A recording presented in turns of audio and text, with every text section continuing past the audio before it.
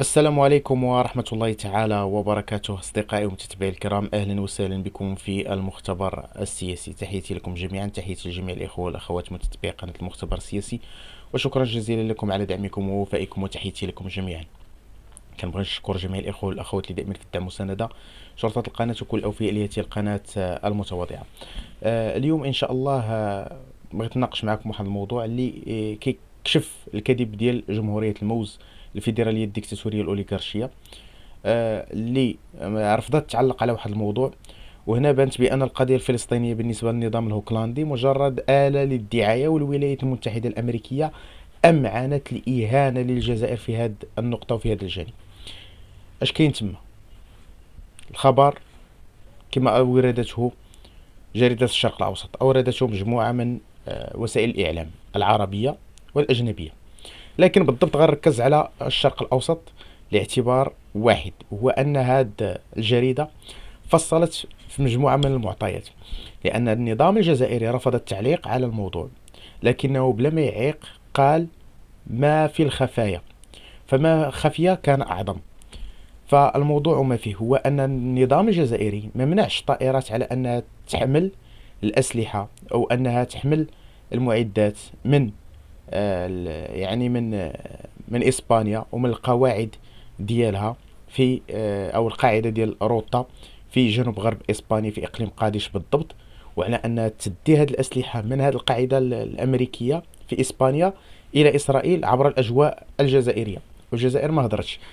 لكن فاش جاء مستشار ديال بايدن المكلف بشؤون الشرق الأدنى، كنلاحظوا بأن الجزائر باش ردت بغلق المجال الجوي الجزائري على الطائرات العسكرية الأمريكية.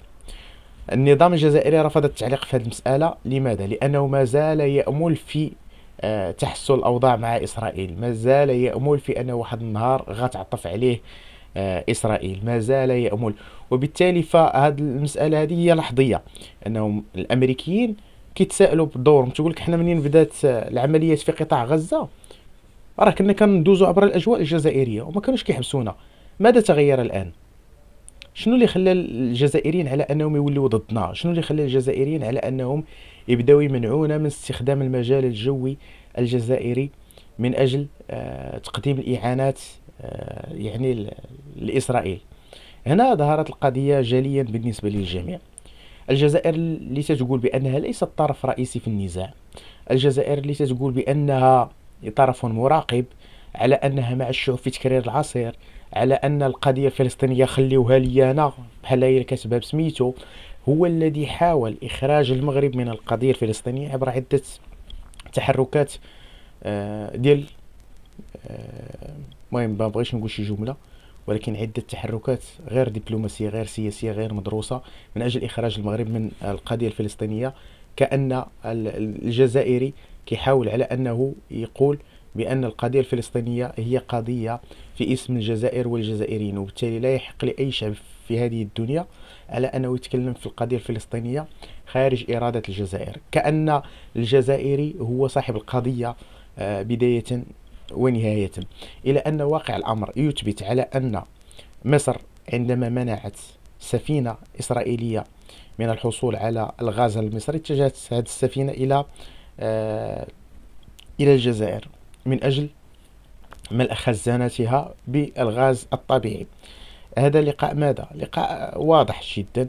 وأنا نعيدكم إلى 2020 فاش كانت هذيك التحركات الجزائرية من أجل تطبيع العلاقات ديالهم سرا مع إسرائيل مقابل عدم الاعتراف بمغربية الصحراء، لكن إسرائيل فرضت عليهم على أن العلاقات تكون بشكل مباشر وتكون ظاهرية ما تكونش باطنية. لذلك فهذه المسألة هذه ضرت النظام الجزائري. زيد عليها على أنه الآن يتحرك ضد الولايات المتحدة الأمريكية مصورا نفسه هو المخلص ديال الفلسطينيين، لكن في واقع الأمر هو الآن يثبت مرة أخرى على أنه مجرد نظام منافق، نظام عديم الشرف، نظام عديم التفكير، نظام لا يتهمه إلا قضية الصحراء المغربية.